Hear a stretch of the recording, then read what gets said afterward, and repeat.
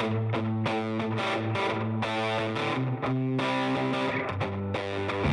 listening to the Cantina Cast, your home for thought-provoking Star Wars talk. Join Albert and Jonesy in breaking down the latest news, trailers, movies, and of course, your favorite characters from a galaxy far, far away.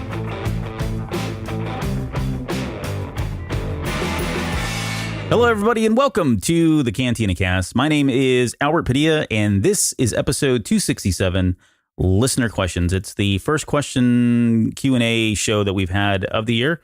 And once again, you guys have not disappointed. We certainly have our work cut out for us tonight. And here to assist is none other than the resident deep cutter himself. Please welcome Jonesy to the show. Jonesy, how are you doing tonight? And are you just as excited about potentially screwing up the answers as I am? I never look forward to anything more than listener feedback. And they usually, it's funny, before we go on the air, we have to walk through some of these questions to make sure A, we understand it, and then B, that we have something semi-coherent to say in response to it. Because some of them really are challenging, there's a lot to unpack in them. So these are a lot of fun episodes. I'm really looking forward to it, though. Doing well. Thanks for the warm welcome this morning, as always. Evening, whatever it is. Yeah, as always. Generic time of the day. All right. Well, let's talk news. I was getting worried there because we were this morning. I messaged you and I'm like, dude, we have nothing to talk about here. And I was banking on the Star Wars show coming out with some stuff, and I guess it didn't disappoint. We got some new stuff that was announced today, and let's just kind of start with the rumor. Let's start with the rumors of who's getting their own TV series. So we've had a lot of stuff that's come out here recently in the last week or since we last recorded, where we're hearing that some of the characters are, instead of getting movies, they are now going to get Disney Plus TV series or shows in some way or form. And we've heard everything from Han and Lando to Qi'ra is going to get her own.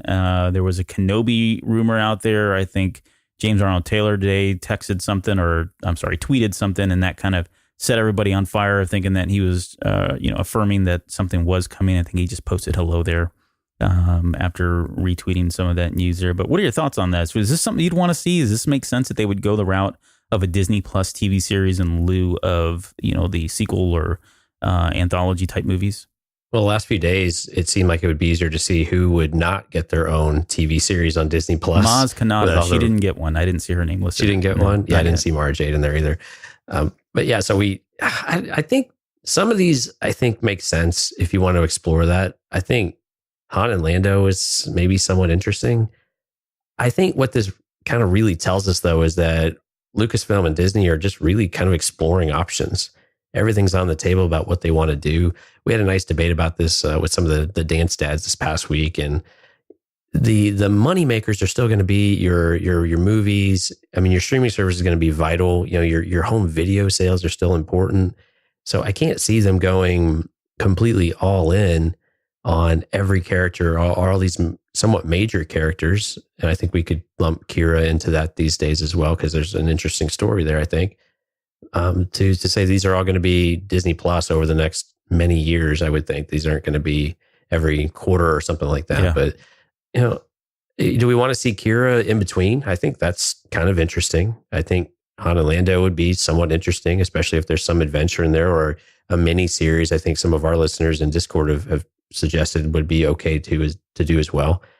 Something like Kenobi, though, I don't know if I want a TV series about, because I just think there's too much room for fluff and extra stuff in between when you can be a bit more concise and to the point with a movie with a character like that. And and you treat that as somewhat more special, if you will. And I'm not saying the other characters aren't special, but the other characters and their stories seem to lend themselves more to a serial type of format.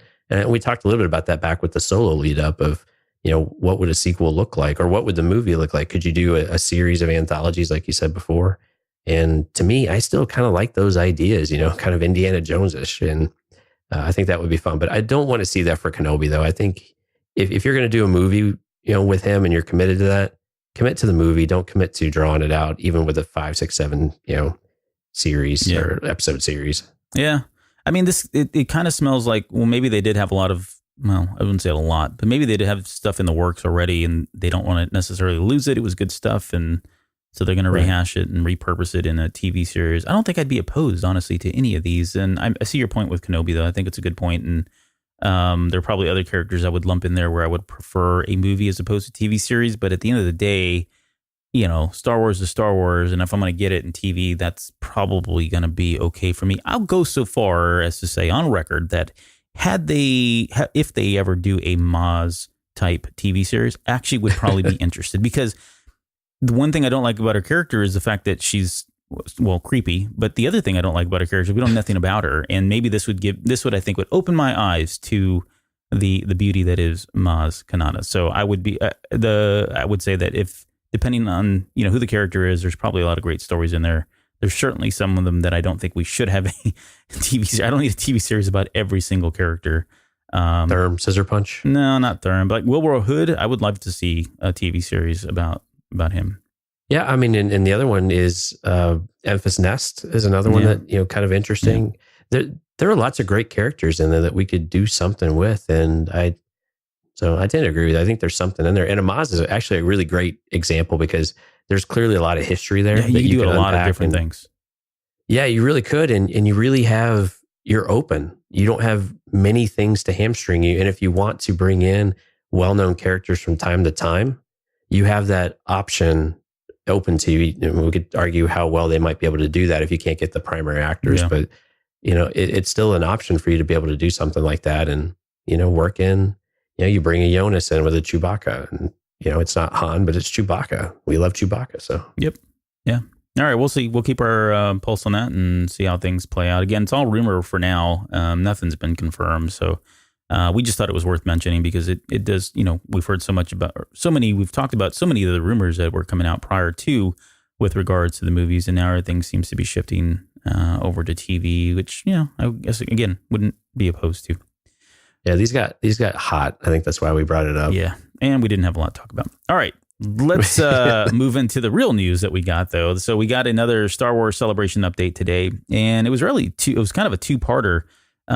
They at first announced that we've got a new round of guests that have been that are lined up. So we've got Billy D. Williams himself, Freddie Prinze Jr., Alan Tudyk, Taylor Gray, Julian Glover, Michael Culver, John Morton, and Anthony Forrest, who was Sand Trooper? What? I just assigned a random number to it. He seems like a nice guy. I'm not dissing him, but I was just, when I did it, I was like, who is this guy? And I started looking around. I thought, oh, he's just got a really good talent agent. No, I'm just kidding. He's probably a fine gentleman. But so which of these are you excited about? This new batch of celebrities that we've got for Celebration? You know, I've always been a fan of Julian Glover, and it's just his delivery, his demeanor. I mean, his you know, scope of work has always been really cool. So I've always been a huge fan of his, and I that would be really cool to see him.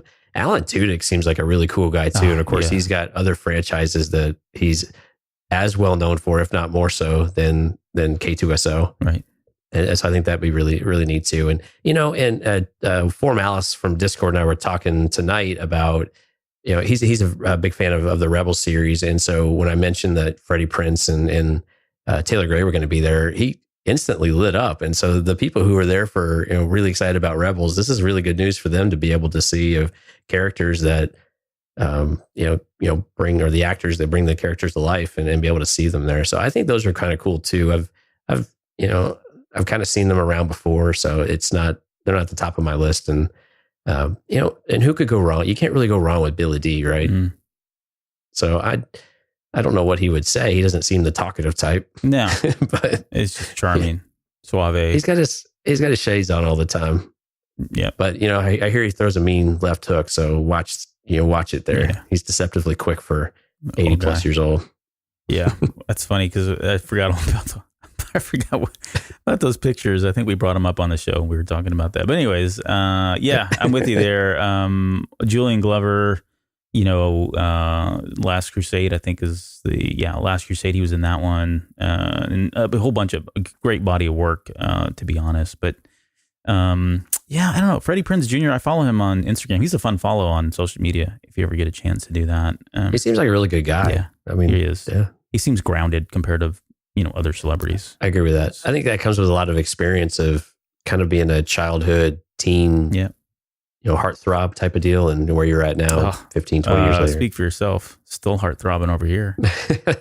All right. And then the other thing we got today announced was they are having the Phantom Menace 20th anniversary panel.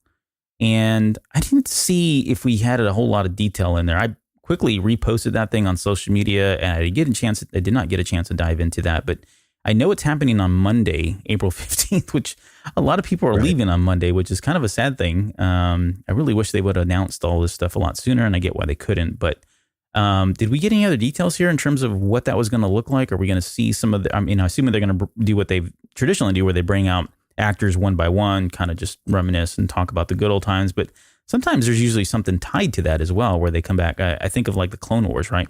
They brought everybody out for, lack of a better term, dog and pony show, brought everybody out. Everybody was reminiscing. Everybody had warm, happy feelings. And then boom, they hit you with the, guess what? Clone Wars is coming back thing. Any chance that you think we'll see anything related to the Phantom Menace announced as a result of this, or are we really just being a sincere 20th anniversary?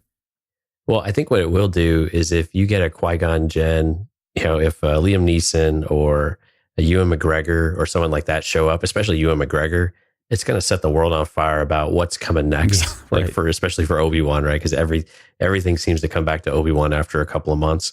But no, there was no details, and so it's really curious. We know Ian McDiarmid will be there, so for him to be on the panel seems to be a given. Yep.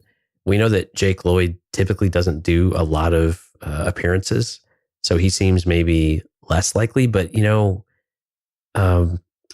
what's his name? Anakin. Who the hell plays Anakin? Hayden Christensen. Yeah, we know that Hayden Christensen had a really, really warm reception the last time he was introduced at a giant panel, and so maybe Jake Lloyd will see that response, and maybe he'll get the same one and show up for something like that. But it'd be curious if Liam and some of these other guys actually come out for it. And I don't think there's any chance that Natalie Portman would be there. Oh, I would. Yeah, I don't know. I don't know. She seems to be very much in tune with like just having fun. I mean, she's done rap songs and she'll do just about anything for a laugh, it seems. So she seems a pretty good spirit. I mean, she's probably that busy though, I think, is where I don't know that they'll be able to get her. I think so. And I don't know that she really, I don't know. I kind of get the impression maybe she doesn't feel like she fits with some of the Star Wars fandom a little bit. Yeah. And maybe that's just a wrong impression, but it kind of seems that way. And a lot of actors distance themselves from Star Wars because of the craze that kind of goes with it, and all the scrutiny that comes to your career as a result, and sometimes the impact on your career it can have with the stigma of the characters that you've played. So, but yeah, that's what I'm really curious about. I want to see an announcement of who's actually going to be on that panel, and I don't expect we're going to get much news on that because they like to surprise you and they walk them out, and you just have to be there to really experience it and enjoy it. Yeah, I will say this: the one person that I think I would get emotional seeing up there would be Ahmad Best, because given everything that's a really good point. Everything that guy has gone through, all the crap he took at the time, and if you follow him on social media, he was dealing with, basic suicide at one point. He's got a kid now. He was very candid about what that was like, and he's trying to bring his kid up now in the right way and really teach him valuable lessons and stuff. I mean, he just seems like an amazing, amazing father, and as one father to the other, having known what he went through, I just cannot imagine the ovation this gentleman's going to get when should he be there. So I'm really excited. I really hope, if no one else, we get to see him up there, because I think it's just going to be something special. So I think we will see him there. I think that, because again, I'm right there with you. I think this is a case where the opportunity for the Star Wars fans to really reach out and tell them, what, we even as critical we are about the character, it's not you, even though he was personally attacked for a very long time, and it's still the butt of a bunch of jokes, unfortunately. But that he's persevered so much. I mean, it would be really cool to see him there, and for him to get a super warm welcome and really feel embraced by the community again, like we've seen with some of the other characters that have been maybe given a hard time over the course of their careers. Just as a quick reminder, don't forget, we will be at Star Wars Celebration. We will be on the podcast stage. And we have a way for you to sign up if you'd like to get some notifications about where we'll be, during the show and when we're doing our show, I should say, while we're there at Celebration. And then if we've got after a meet and greet event that we're planning right now. We're still trying to lock that location down. We're very close to doing so. But if you'd like to get in on that and get those updates, you can go to eargluemedia.com/SWCC and put some information in there. We don't share that out with anybody or anything like that. It's just for our own communications purposes for this event only. So please go out there and do that if you plan on attending the celebration. We'd love to see you in person if that is the case. And absolutely. We've got quite a few people that have already signed up, so it's looking pretty good right now. Yeah, I'm pretty excited. We got a nice list going, so thanks for everyone that's done that. And if you haven't done that yet and you're going to be there, please do. We might have a gift for you too. All right. Gasp. Got to entice them with something. It ain't this show. All right, here we go. No, I'm kidding. Let's do this. Let's get into our listener questions. And so for those of you, if you're just tuning in for the first time, not sure what we do here, we basically kind of pull and collect all of these different questions and we solicit them from time to time. And so we get them via social media, Discord, email. We've got the hotline, which we've got some questions from that as well. So we just kind of lump all this together. So it's, anyone's guess. There's no rhyme or reason for this stuff. It's kind of all over the place. So we'll just kind of jump right into it. And I'm going to I'll throw the first question, or why don't you go ahead and take the first question here from Nicholas Royale. Is it Royale or Royal? Well, probably Royal. There's no E at the end. Sorry. This is from Instagram. So if Mortis were to return to Star Wars in some form of media, what media would you like to see it in? Comics, shows, books, movies? Also, would you rather hear the story of Mortis or the continuation of the story after the Clone Wars episode? Yeah. Okay. Well, so first off, this is a question from a man after my own heart. So I'll answer the second part first. Honestly, I think I'm more interested in what Mortis could mean going forward, because that is, I don't know, I'm just one of those people who actually doesn't need to know everything when it comes to Star Wars. And I want to be clear, it's only Star Wars that I feel that way. So while the idea of knowing the origin of Mortis is super fascinating, I think the part that fascinates me even more is what we don't know, right? I like that mystery of not having all the answers there. And maybe I'm just worried that I'm not going to like the answer, or maybe I'm going to, it's going to screw with my own headcanon and my own personal conceptions.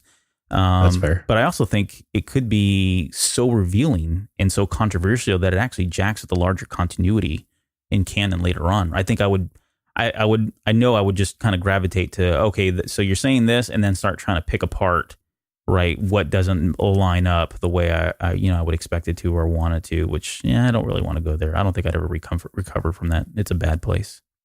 So for me, I think looking forward is probably more fascinating. And while I don't think there would be much risk in doing so, I think we could get some really great stuff. I'd love to see them pop in and out as specters or ghosts from time to time, right? In the future somewhere, either the daughter and the son kind of vying, trying to shift the weight of the force and balance in one direction or another.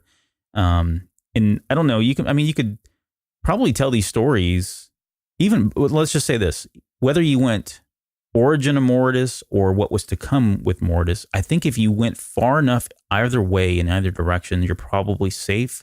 But I just don't see Disney really doing it too far out there, or even really going with it, just because I think it paints them into a corner, and I don't think they want to get there. I think they're safer just playing, teasing Mortis whenever they need to, or whenever Dave Filoni wants to. I should be very specific there.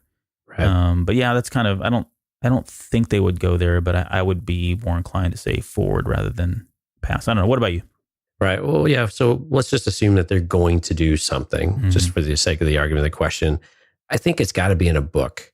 As much as I would like to see this visually in some way, I think the book gives you the most opportunity to explore the characters individually, especially in understanding what drives them and what's going on in their head and what their experiences are, and really fleshing those characters out, so where you get a full idea of where they're at. And you're right, there's a lot of dangers of answering too many questions or giving too much detail to where it starts to mess with continuity or mess with what we might perceive as canon and those types of ideas.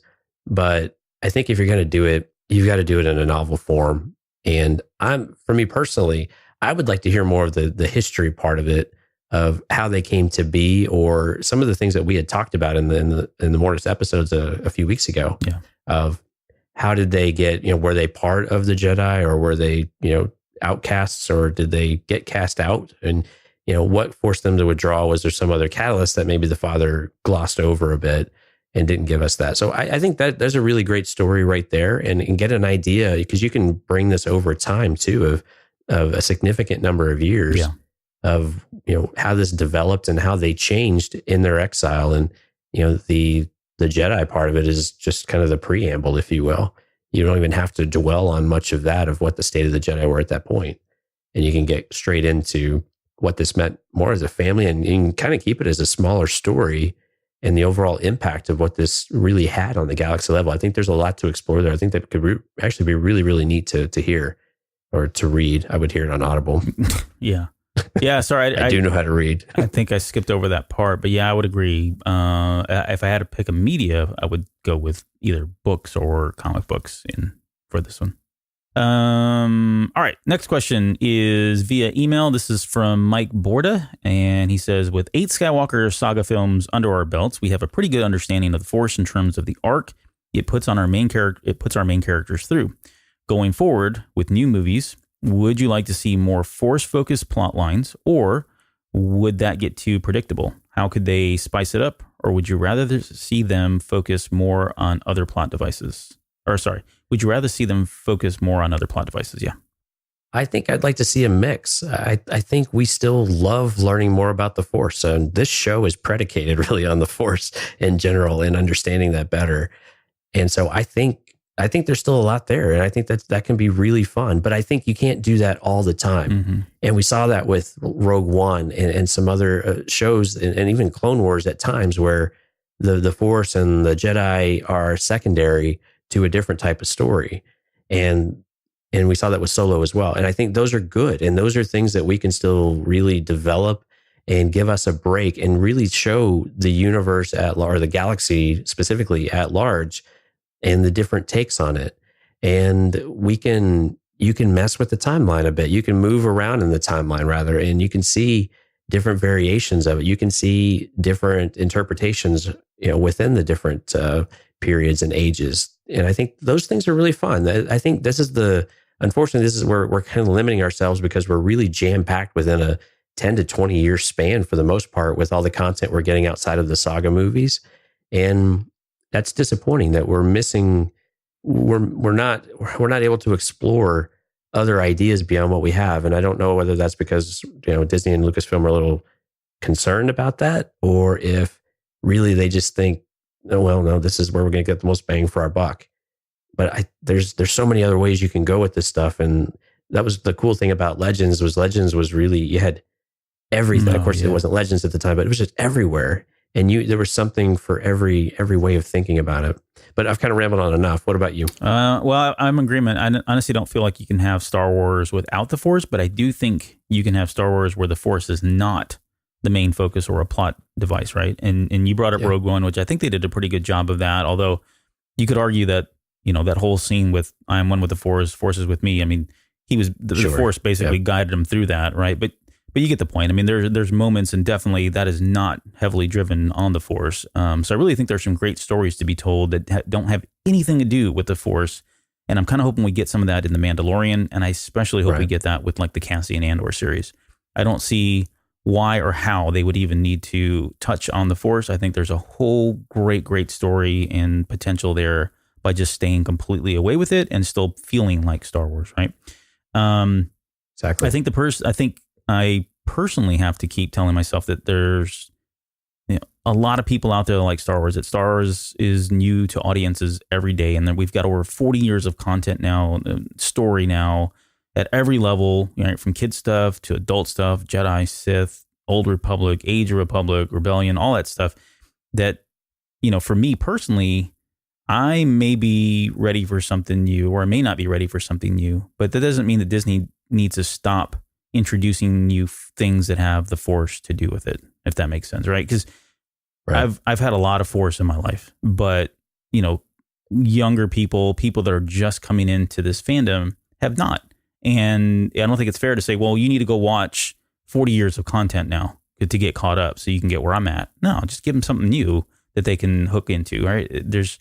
There's a lot of things, people appeal to stories in a lot of different ways. And so I think there's a lot of stories out there with the Force. I think there's a lot of stories out there without the Force as main plot points.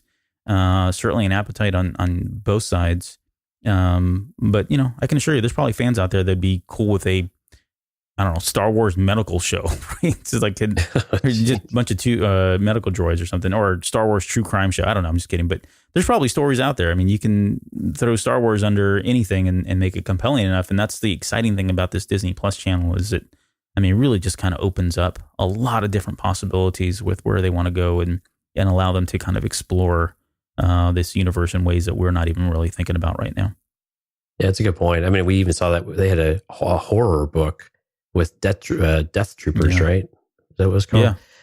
Yeah. With Han and Chewie and kind of a plague type of deal. So yeah, so many different ways you can go and just be creative and so many different formats you can do this into. And we've seen the comics exploring that a little bit more robustly than we're seeing in the other mediums, but a lot of hope for the Andor series and Mandalorian in particular, if you're wanting to see something beyond the Force. But I hope we don't lose the Force in some of these shows or some of the non-movie shows, and that we reserve it to the movies, because I think there's still opportunity there to explore some different things with the characters that we know, as well as potential other time frames.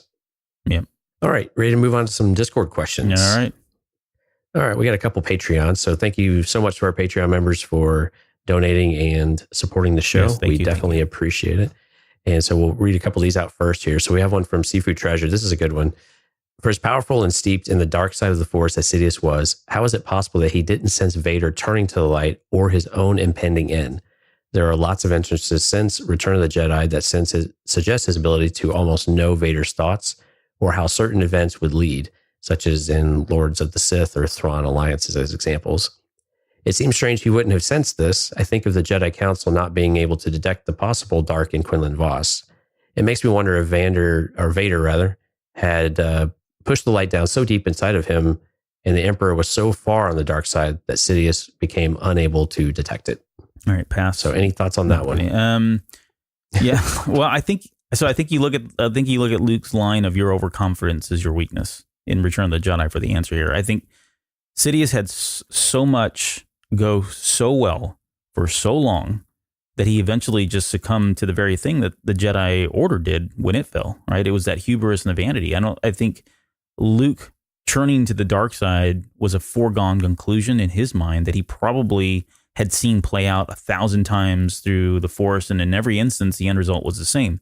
I think what Sidious saw was Luke killing his father in that moment, where he's kind of thrashing away at him on the Death Star there when he's on the bridge. And I think that ends with Vader dying by Luke's hand. I think Sidious was so caught up in the rapture of killing Luke that, after he, threw the lightsaber away and said, I'm never going to join you, he was so caught up in that rapture of just, killing him at that point that I don't think he was really no longer aware of what was going on with Vader or what was brewing inside of Anakin himself at that point. And I don't disagree with his Seafood Treasure's last assessment.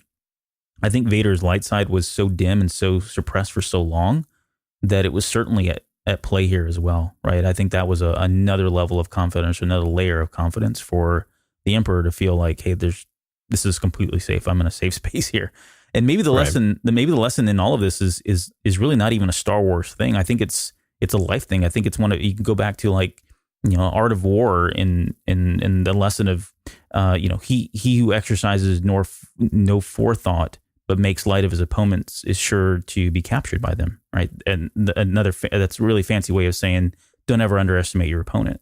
And we see this time and time again in real life and certainly in Star Wars. But I think it goes back to that line. I think he was just completely overconfident that was going on.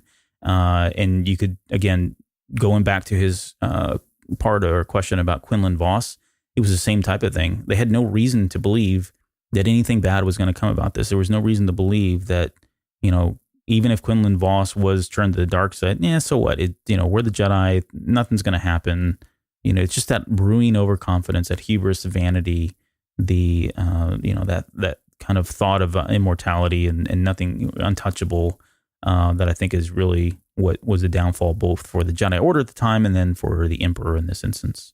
Right. Something else to consider, though, in Seafood, if you haven't gone and read the Aftermath Empire's End book, so that's the last book in the trilogy from Chuck Wendig, there's actually a number of scenes, and I thought these were some of the better scenes in this book, where Palpatine does sense that something is changing. He can sense that there is a change coming, and the Empire is at considerable risk. And I don't want to spoil too much of it, but if you can go find those clips or find the book on Audible or something, the voice acting by Mark Thompson is great as usual. But those are the things I think you'd probably get a different take on it. And I'd be curious if you listen to that and then come back to us and see what you think when you work that into the equation of where he knew something was going on, and the whole idea of this contingency of what to do next, which of course would eventually start to become the First Order in some capacity. So it's an interesting take on it that I think you should go read. And if you haven't read the Chuck Wendig books, I've been pretty critical of them, writing style more than anything else. And but the Empire's End book was pretty decent, was pretty good. And the scenes with Palpatine were very, very good and very well voice acted if you have the Audible version of it too. So I think it's worthwhile pickup. There's always some little nuggets in there, and I think you'd learn a little bit there as well, and maybe have a little more insight into what Palpatine was actually thinking. We've seen a lot of examples of Palpatine really questioning Vader in general, and we've seen the relationship between Palpatine and Vader, again, not so much on screen, specifically like in Return of the Jedi and all that, but in the pages of these comics and stuff that we've seen where they are clearly not on the same page.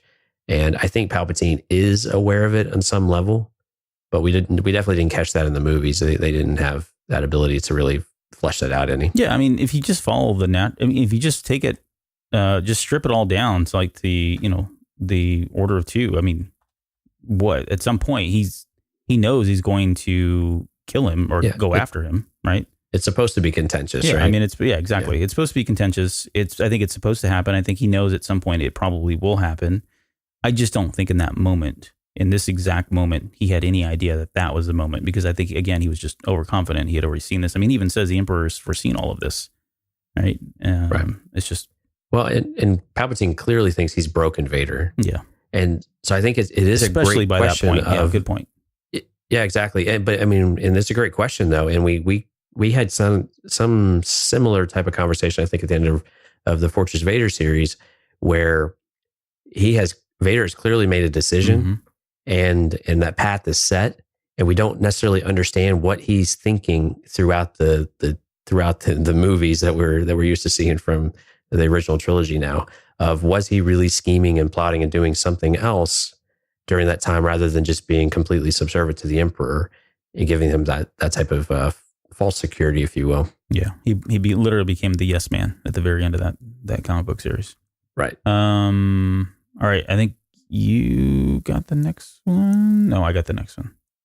Okay. All right. So this is from Utini from another Patreon user or supporter. It's not a user. I'm sorry. I'm at work right now. If there was one question you wish a listener would ask you for your questions for the podcast segment, what would it be? So why don't you ask me do you have a question that you came up with? Did you? I did. So I'll ask you my question and you can pretend to be the listener. Yeah. You asked the hardest questions. All right, here it goes. So if given the choice between saving Maz Kanata from impending doom or making a tuna fish sandwich, which would you prefer, Miracle Whip or real mayonnaise? Oh, it's real mayonnaise. I do not do Miracle Whip at all. Good. There's a lot of baggage, folks. That's a good question. I'm not even kidding.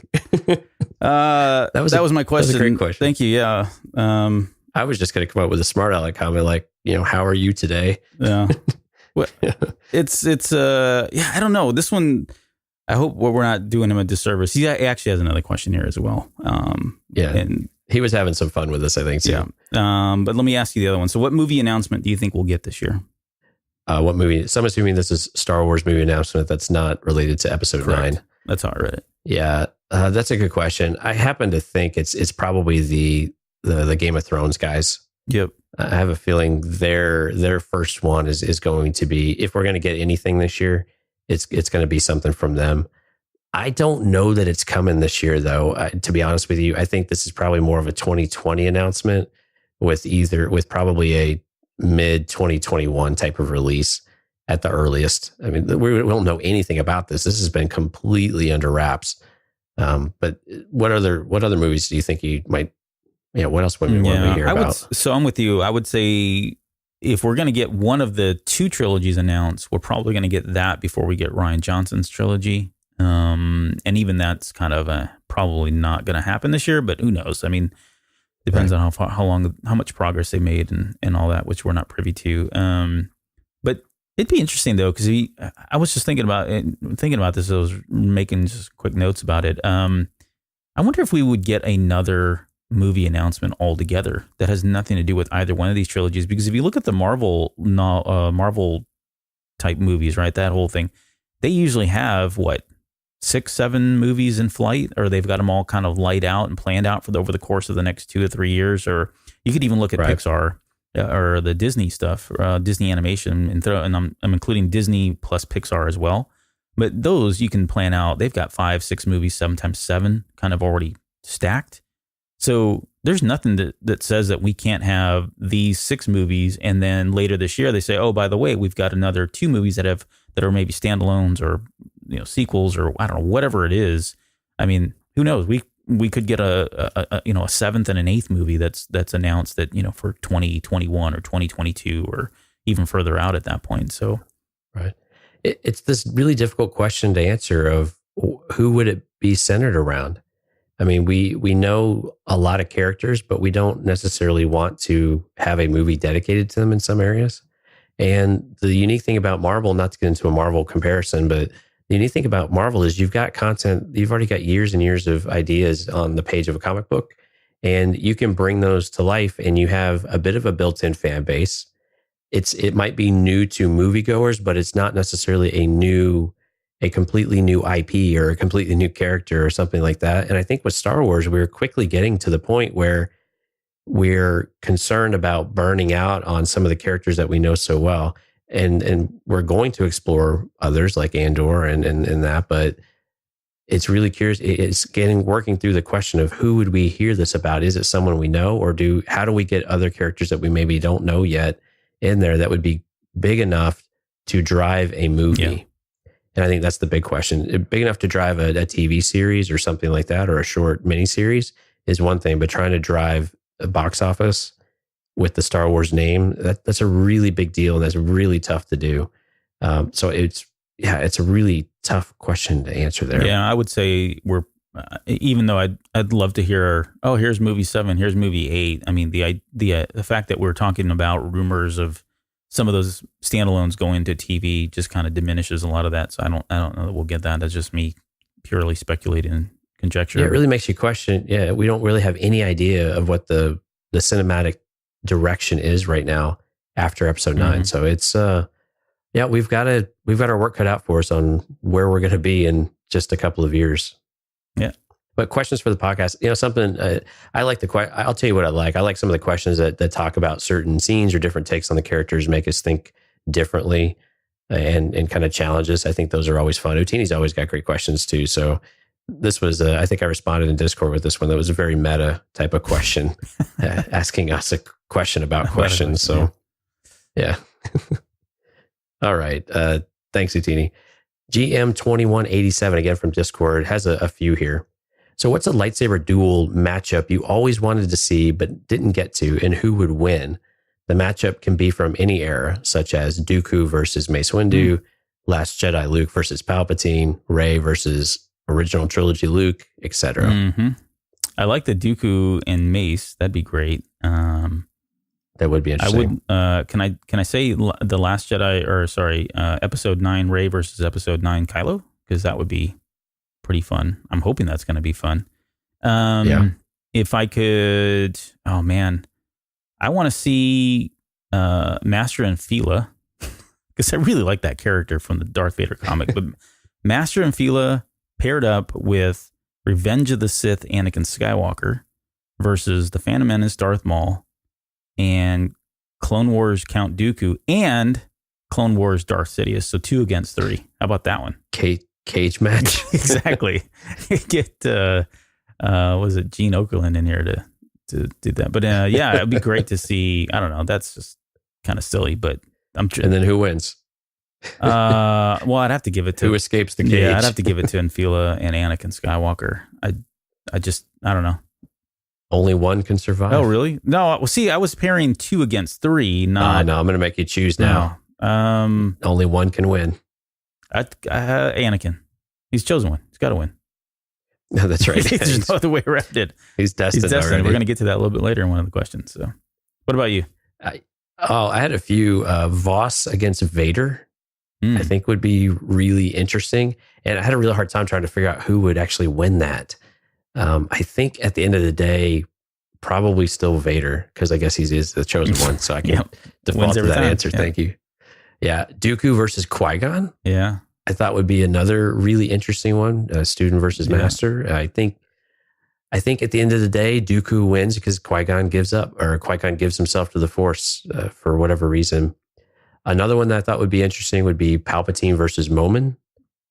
And that one, Ooh, I mean, because why not? Yeah, right. Yeah. Yeah, I don't know. I think Palpatine wins that fight. I would say so too. I think it would be interesting to see how that fight actually transpired. And then finally, this isn't really a Jedi, but I would like to see Grievous versus kind of a variety of Jedi, but specifically, I think Yoda and Mace Windu at some point against Grievous. That'd be a lot of lightsabers flying around and clashing. It would be, especially with Yoda, right? Yeah. With just flipping around and doing all sorts of stuff. Yeah. I don't think Grievous stands a chance against either of them. No. I mean, clearly I guess he's gone up against Mace. Yeah. Technically in Legends with the Tartakovsky series of Clone Wars, but I still would like to see it on screen, like in the flesh type of deal. But I think maybe more Yoda than Mace I'd like to see. But those are the ones I came up with. Yeah, that's cool. All right. Do you want to hit his other questions here? Yeah. So the next one he had was, what was the timeline of Dooku turning to the dark side? We had touched a little bit on this, I think, a week or so ago. And any guesses as to why he did? Did Sidious get to him, or did he seek out Sidious? Also, can you please explain their involvement in the Sifo-Dyas? I don't know if I spelled that. That's different. In that incident. So in his involvement with Sifo-Dyas incident, he's a little fuzzy on that. Even after the Clone Wars episodes, maybe he just needs to rewatch them. Yeah. So we talked a little bit about the Order 66. Mm-hmm. Any clarity you want to provide to GM 2187? Yeah, I mean, let me take a stab at this, but yeah, go watch the episodes again. But because there's a lot to unpack in this one. But in a nutshell, Dooku, even having been trained by Yoda himself, he was kind of fed up with the direction in which the Jedi Order was kind of headed, right? And he, along with a number of other Jedi, I think there was 19 other ones, or the 20 or whatever they called them, they all left basically, and he went back to like his royal roots and his royal heritage, and took the title of the mantle of Count of Serrano. Yeah, Serrano. Yeah, that's a pepper. Yeah, it tells you where my mind's at. Serrano. Anyway, so Sidious was then kind of on the hunt for all these apprentices at the time, and he eventually approaches Dooku and basically tells him, "Hey, I'm with you. I get it. They suck. They're going down the wrong path." Playing him up, whatever. Sidious gets him to kind of turn to the dark side and kind of starts putting in all the plans to kind of bring down the Jedi Order, starting with the clone army. So at some point, Dooku then starts talking to Sifo-Dyas while he's still alive, gets him to go out and go out and start the clone army. And right after that's done, they kill him. So Dooku has, and this is the Clone War episode where they find a way to, kill him, remove Sifo-Dyas from all of this so that he can step in and kind of play that role and ensure that the clone army continues to get built and the Jedi Order never knows a single thing about it. So he does it, he's a guy from the inside. He's been there. Knows exactly how the Jedi Order operates and works. And so who better to kind of put that behind a veil, if you will, and ensure that they never find out about this thing until it's way too late and there's nothing they can do about it. So that's kind of how all of that played out. I don't know, you got anything you want to add? Well, I think the timeline of when Dooku left, I think is probably not too far before Phantom Menace. I'm guessing maybe just a couple of years or a few years. I think maybe in there is my guess. It's about right. It might be between Phantom Menace and Attack of the Clones. In Attack of the Clones, it seems pretty raw for Yoda still. So now that I start thinking about it, maybe it was just a few years before Attack of the Clones. So, we'll split the difference, call it 5 years after Phantom Menace, 5 years before Attack of the Clones. Does that sound reasonable? We'll go with that. Yeah. It seems pretty raw for Yoda, right? He's taunting him. He's obviously got some anguish going on. So I think so generally somewhere in there, but I'm with you. I think this probably happened earlier than that with Sifo Dyas. And again, with the, before the Phantom Menace and all these things started happening with Sifo Dyas, and these wheels were already in motion. Right. All right. Can you guys please explain best as you can the rules of sabacc? This is a good 20 seconds fun or less. What's that? In 20 seconds or less. Ready to go? No, I can't. There are so many videos on this. We were talking about this before we came on the air. Like, I have such a loose grasp of how this game works. And I'll let you finish this off because I'll tell you exactly what I told Jonesy. I know you try to get to either positive 23 or negative 23. I think depending on what version or you're playing, at the very end, if there's a draw, you roll some dice to kind of break that tie. You mentioned the idiot's array, which I'd forgotten about, but I don't even know that very well in terms of how that works. But yeah, go ahead. Feel free to fill in the blanks because there's a lot more to it than that. Right. Yeah. The pure sabacc is a 23 or a negative 23. The only thing that can beat a pure sabacc is the idiot's array. So the idiot card, you have 76 total cards in this deck. The idiot's card is a 0 value card. So all these cards have a value, positive or negative number.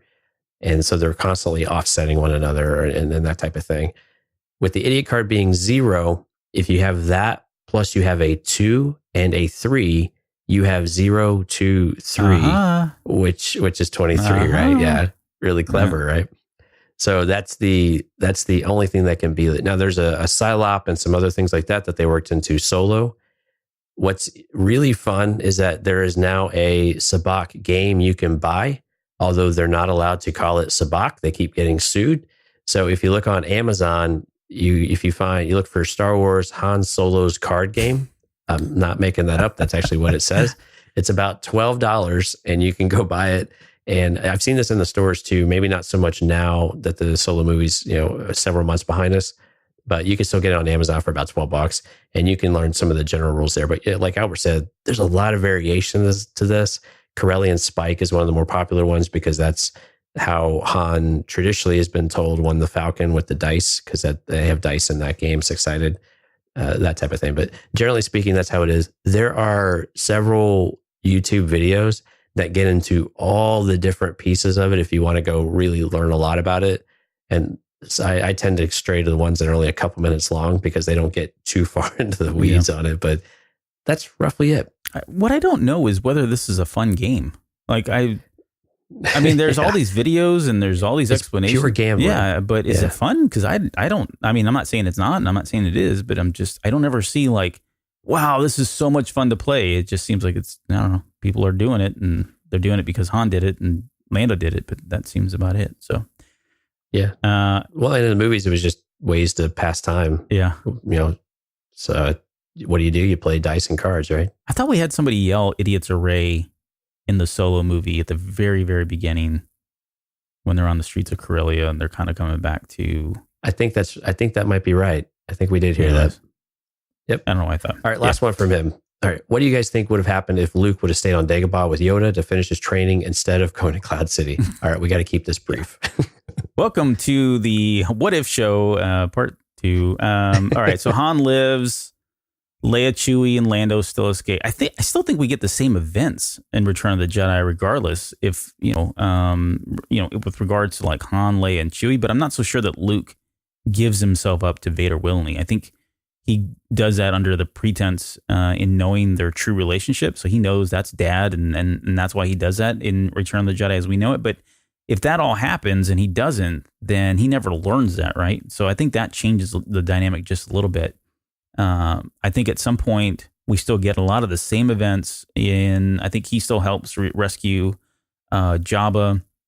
I think they all, make this plan to go, destroy the Death Star, and there's a landing party and everything else. But I think you get a Luke that just goes off to face Vader and the Emperor and kills Vader, and from there you can speculate whether or not he turns or falls to the dark side under Palpatine's plans or vision or whatever else. But I think you just have a very different focused Luke. I don't think there's the relationship aspect of it all, because he wouldn't know at that point. Now, that's not to say I'm assuming that doesn't happen in between those two movies, or that in that timeline, but I don't know that events change really all that drastically.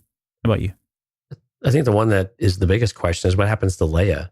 So Han is given to Jabba. Chewbacca, I'm assuming, goes back to slavery. The droids are whatever they do with droids. But I think Leia is the really big question mark about what do they do with her. But you don't think Lando, though, still goes through that whole thing? Because I thought about that too, but I mean, because Lando doesn't know anything about Luke. He could care less about Luke. All he knows is he's betrayed his best friend, and he feels horrible about it, and he decides that he's going to make it right. And that, I mean, his churn against Vader and Boba Fett and the Empire is really nothing about Luke. It's more about the people that he's sworn to govern over and his friend that he's just betrayed, right? So right. I still kind of see that he would still do that same thing, which means Boba Fett takes Han off and they get away, Han, Luke, and Chewie. There's just no Luke there to rescue at the very end. So I don't know. Right, but I just don't know if Lando's plan is successful without Luke to interfere and distract Vader. Mm. Yeah, it's a good point. Yeah, there's a lot there, right? So I don't know that. Yeah, I don't know if all those events keep happening without the distraction of Luke, especially for Vader, because then it's really it's kind of more of an escape story for Boba Fett at that point of what we see on Empire. And I really don't know. And again, I keep kind of going back. So if that fails, if it does fail, then yeah, you're right. What happens to because she's got value, a lot of value. And does Vader find out about her lineage earlier, and does that set off a whole another stream? So that's an interesting one to debate. And we don't have time to do any more of it. Sorry. All right, so let's move on to Dev Sibwara. I hope I'm saying that right. She's always in Discord, and I apologize if I've screwed up your name. Is it possible Qui-Gon Jinn could have had feelings for Shmi? I just rewatched Phantom Menace, and there's quite a bit of body language and lingering stares there. I get where this is coming from because I caught all that stuff too, even back when the very first show. And yeah, I think it's fair. There could have been some sort of attraction there. She seemed to return the glares. She seemed to return the stares and the looks and the longing a little bit. She's probably been alone for a while. So sure, why not? Yeah. I'm on board with this. I think Lucas had the intent all along of that dinner table scene. It's like very reminiscent of like a true family setting. You get dear old dad and Qui-Gon Jinn. You got Shmi Skywalker as, Susie Homemaker, the mom. You got the older, rebellious, good-looking daughter and Padme. You got the super naive, but, super sweet son in Anakin. Then you got the family dog in Jar Jar Binks or whatever you want to say he was at that point. But man, I'm sorry. Well, he was he was just comic relief. But okay, fine. He was a crazy uncle, right? But in any case, that's good. Yeah, you get the sense that was kind of like the model family in Star Wars during that scene, and just the way it's filmed and the way it looks, and Qui-Gon's posture is kind of like the head of the table kind of thing. It was all very surreal. Like that was a family. I think he was definitely going for that vibe or that look when that was filmed. All right, she's got some other questions here. So we'll try to get through these pretty quickly, but theoretically, would the Jedi Council have allowed Anakin and Padme to raise the twins? No. Yeah, I agree. Theoretically, I don't think they would have allowed it. Yeah. I mean, I think you could account this. So suspension of disbelief. The twins are born and both Padme and Anakin are still together, alive, right? The Council probably expels Anakin. I can't see why they would allow him to stay on. I think he leaves, or he leaves on his own. I don't think he has to get expelled. Yeah, I think he just gets kicked, or he just bails. All right. If Mustafar and Order 66 never happened or were delayed years in the future, what would their response be when they inevitably found out about the pregnancy and the birth? Yeah, they I guess they being the Jedi. Mm-hmm. Is that right? Okay. Yeah, they probably would have been A, shocked, and then B, they need to be trained. They need to be part of. They probably. I don't know. I think they take the children and then kick Anakin out. I mean, if he doesn't leave with them, I don't think this happens. I think basically him and Padme walk away and they disappear and they do whatever it is they do. Yeah. I don't know how realistic that is either because Padme has such a sense of duty. Yeah, I don't know if she'd be willing to give all that up. I don't see her doing it. Yeah, I don't see the Jedi Council reacting well to this, though. No, I would agree. I mean, I think it's worse if they found out after the fact and more than it was, having them just been upfront and honest at the beginning. I think there's one thing in here, though. I wonder where Obi-Wan fits in all of this, because you got to think that he would, broker some kind of deal on behalf of Anakin or less the punishment on Anakin or whatever, much like he did with like Quinlan Vos in Dark Disciple, right? He was kind of putting his neck out there trying to say, hey, let's not get crazy here. This guy's a good guy. He's powerful and he's done a lot for us, that kind of thing. But I can see him being, the good guy and trying to broker that between the Order and them.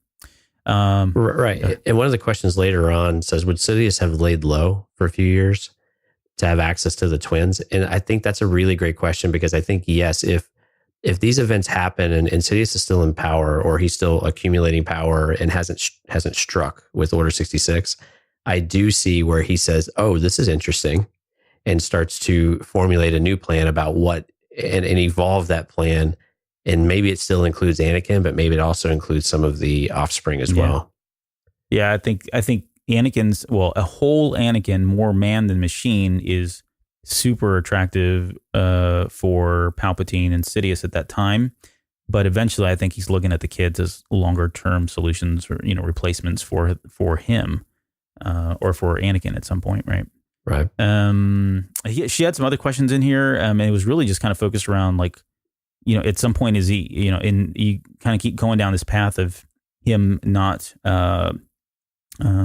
being killed and turned into Vader, but would he eventually just make some mistakes and eventually go to the dark side? And kind of like we were joking about earlier, I could probably sum up those three questions by saying, yeah, I think, at least personally, I believe he's still going to do something something's going to happen. A series of events will happen, whether on his own accord or other things, or he's manipulated in some way. Something happens that forces him to churn to the dark side, become Darth Vader, so that he can fulfill that prophecy. I truly believe that's kind of like, like we talked about in the What If episodes. Your destiny is your destiny. Right. How you get there can take a number of different paths, but eventually it's all going to happen that way. Yeah, absolutely agree. There would be something, especially when you have children.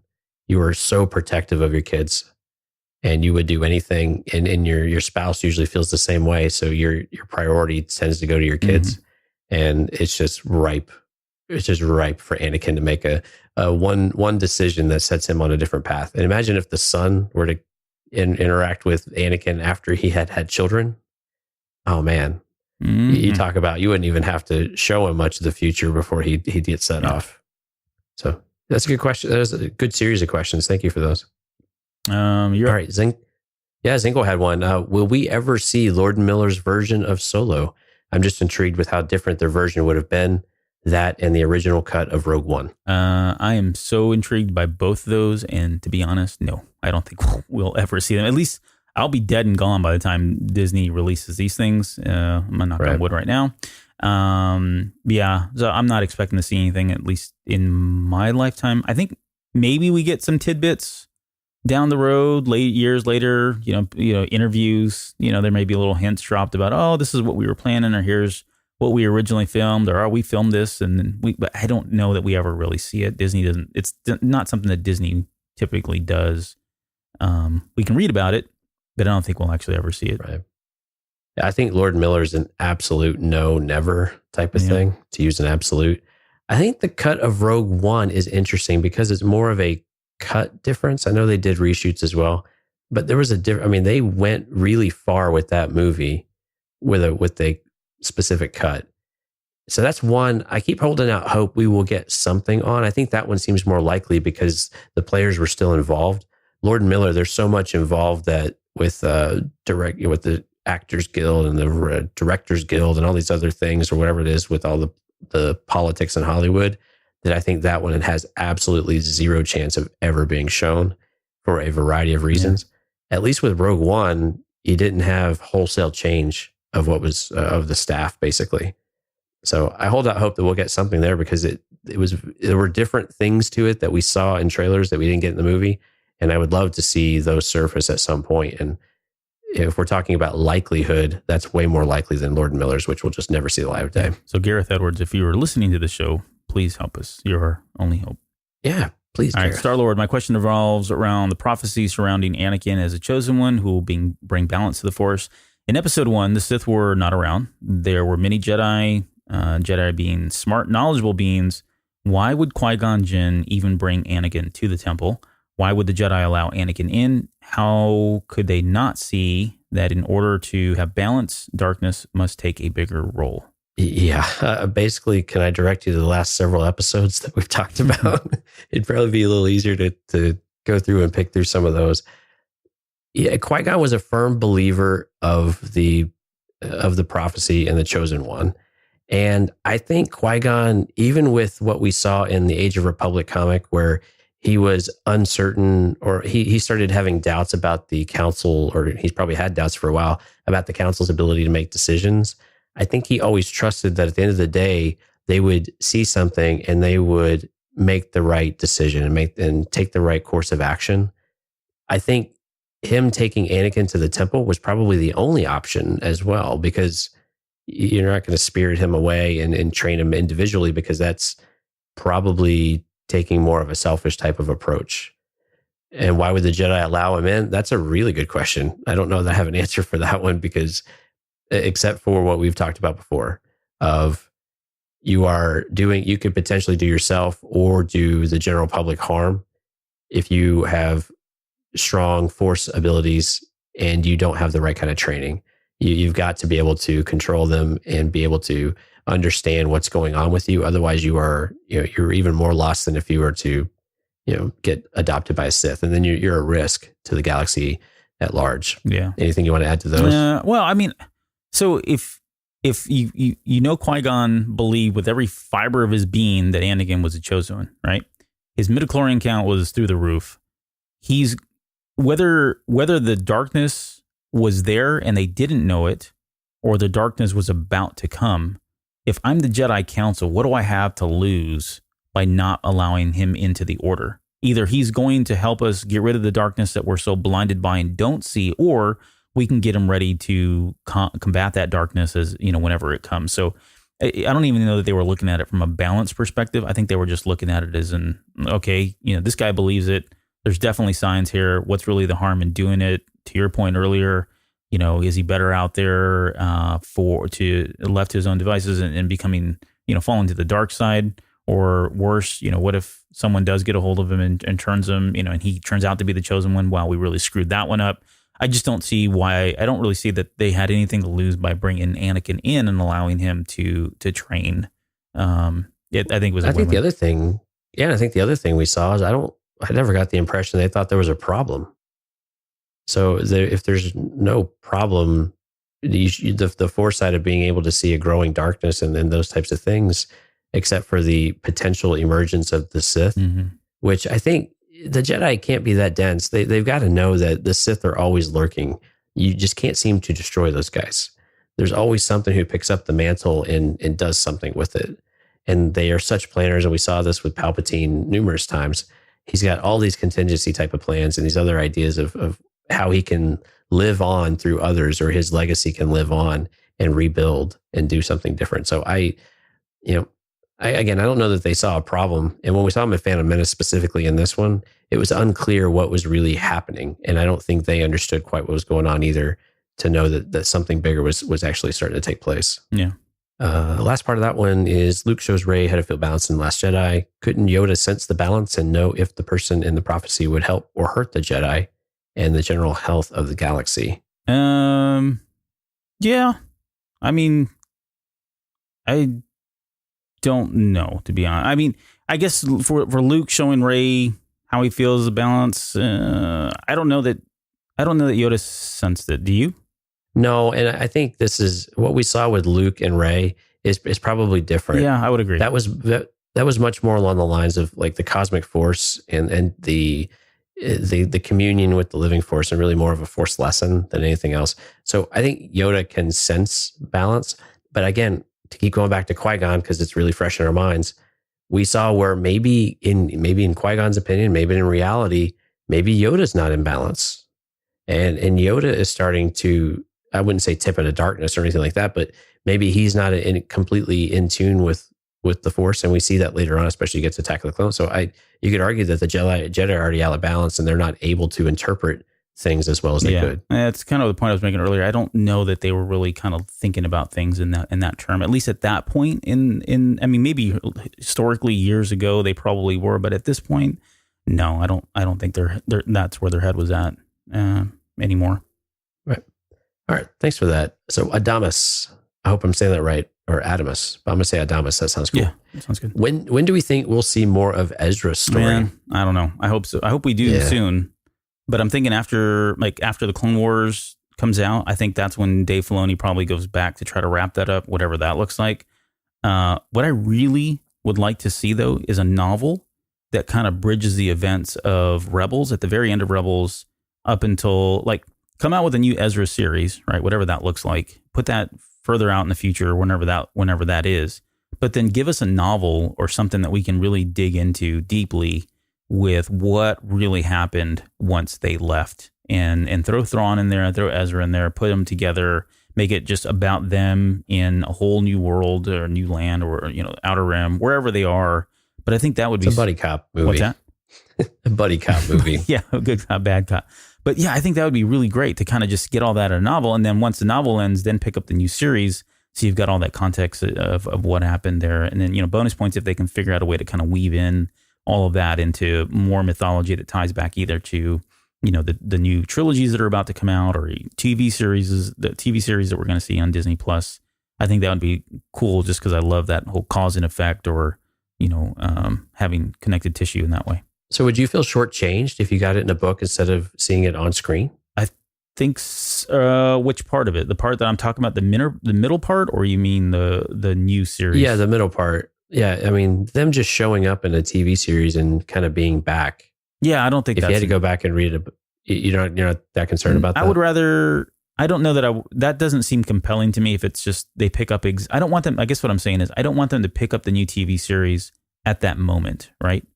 I want some time to pass, and I want that in a novel and give me a new series altogether that has nothing to do with any of that stuff, right? I think that's what I would really like. Okay. How about you?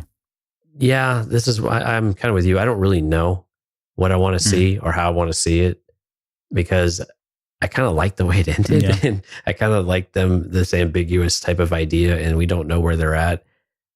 I kind of like the idea of them just picking up out of nowhere. Mm-hmm.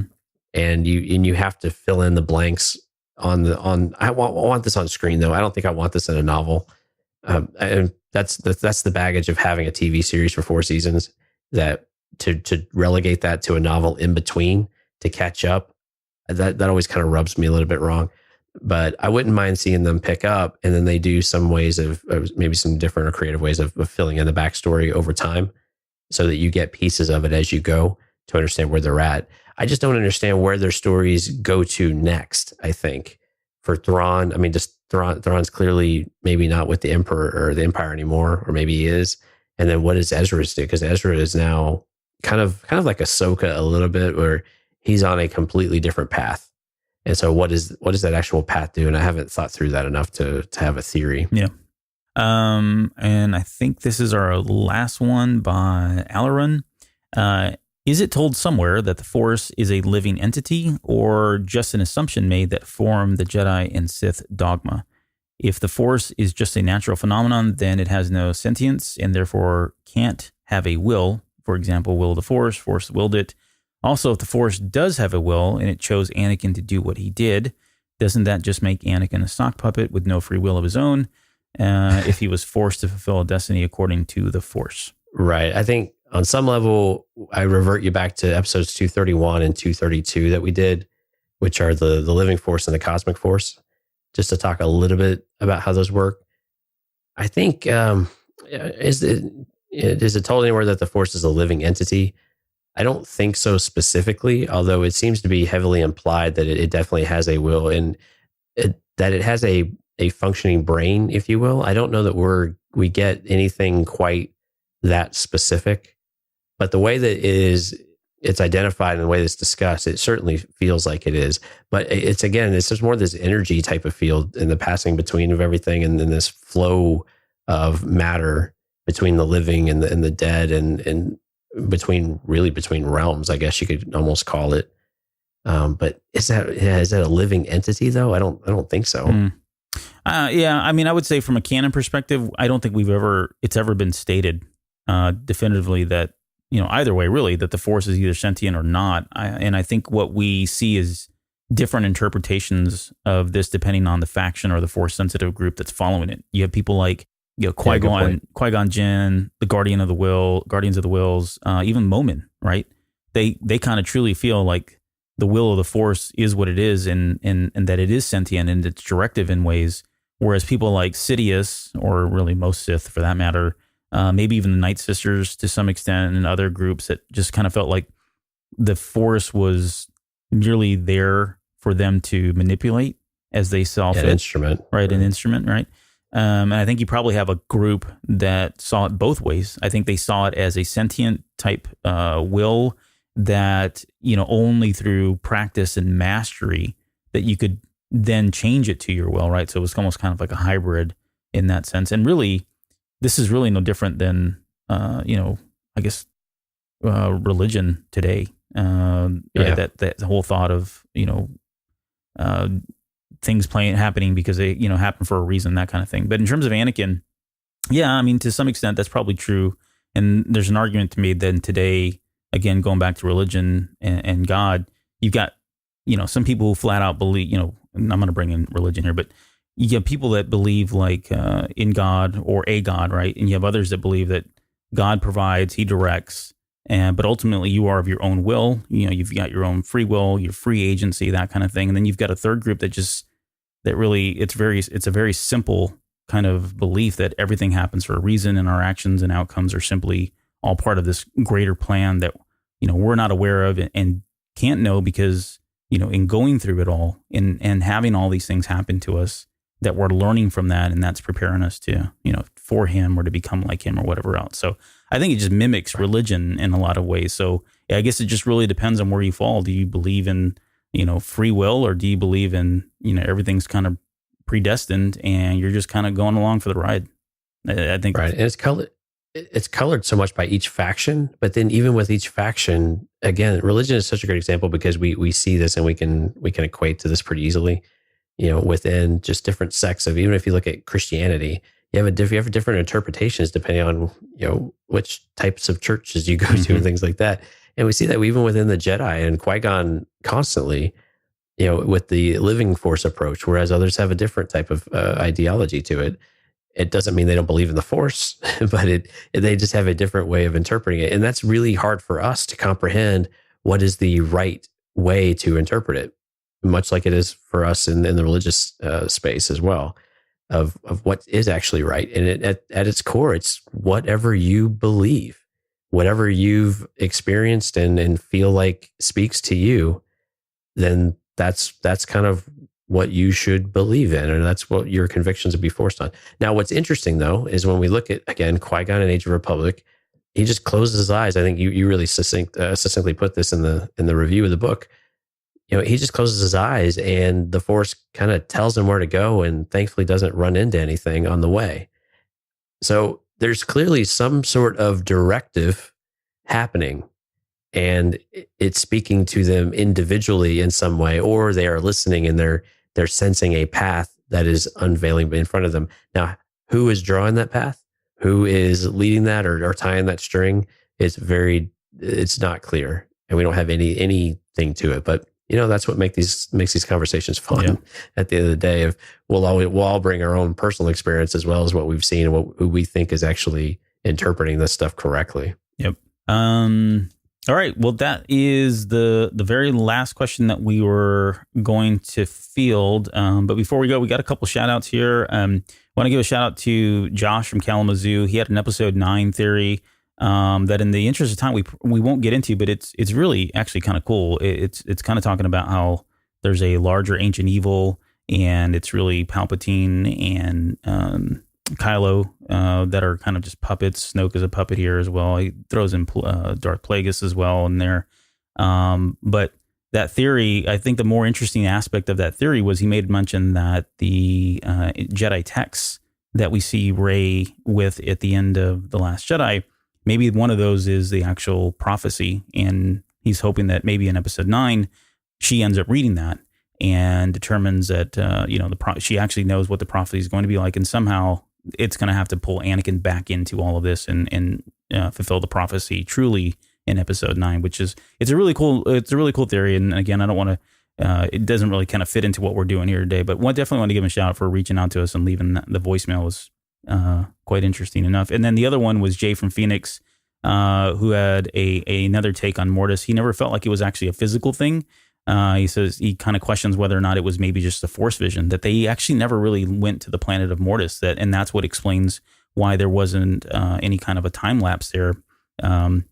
That really all of that was just happening. It did happen. However, it was just one large force vision, and the force wanted them to kind of see the events of Mortis and the father and the son, the daughter, and all that stuff. So again, really cool theory. So thank you, Jay from Phoenix, for reaching out and calling the hotline and providing us with that one as well. We got a couple other ones, and I'll let you kind of pick those up if you don't mind. We got some more shout outs here. Sure. Yeah. Of course, Houtini left us a voicemail, or as Google Voice like to translate it into zucchini. Yep, thank you, Google. Yeah, right. Thanks for your accuracy there.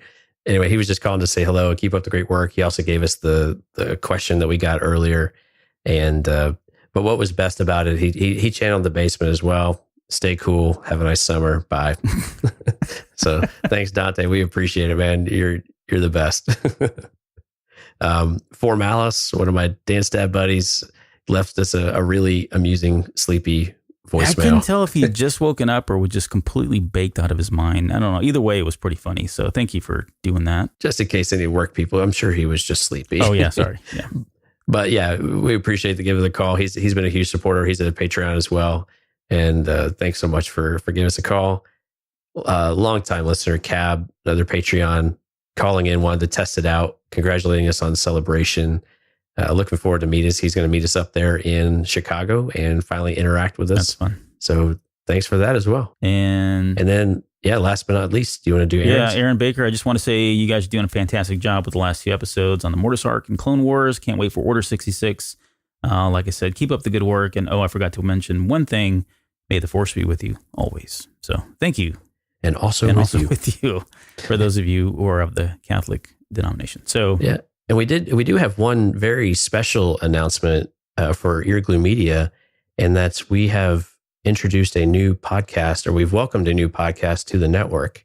And this is super exciting. And I kind of sprung this on Albert because we didn't put it in the show notes, but it was really exciting to announce that Smoking and Drinking in Space is joining Earglue Media. And it's a sci-fi podcast by a couple of guys who think they know sci-fi, and really entertaining show. And really want to give them a nice warm welcome to the Earglue Media family of podcasts, and we really encourage everyone to go out there and find it. You can find it on the website at eargluemedia.com, or you can go out to your favorite podcatcher. So Smoking and Drinking in Space. Very cool. I had no idea this was coming, so I'm surprised. No, I'm kidding. I knew this. But yeah, no, great to have those guys. And there's things on there that I want to steal now, and I probably will. Pod crawl. You'll know what we're talking about. But yeah, I probably will rip those right out of their hands at some point. So welcome. That's part of joining the network. We steal things from you. All right. Congratulations. Congratulations. That's going to do it for this week's episode. We'll be back next week with a Resistance update. I think we're long overdue now. I think we're about 6 episodes behind. I think it's time, especially with some of the more recent events that have happened in that show. So look forward to that. And I don't know, anything else before we go? Give us a call on that hotline, 803-717-CAST. We'd love to hear from you. That's 803-717-CAST. All right, we'll see you guys. While supplies last. While supplies last. Or operators are standing by. Talk to you soon. That's right. See ya.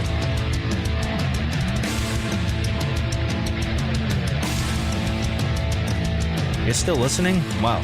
That's amazing. Well, I'm here to give you the disclaimer. Normally we do a big, long, drawn-out disclaimer thing saying what's what and who's what and all that other stuff, but I think you guys kind of know that Lucasfilm and Disney have no affiliation with us at all, and we have none with them. We talk about Star Wars, which is their property, and all that other good fun stuff. But I think you can tell which is our stuff and which is their stuff. If you can't, well, then send a lawyer to send an email to me, and I'll be glad to chat with them. Other than that, you know what's what. So that's your disclaimer.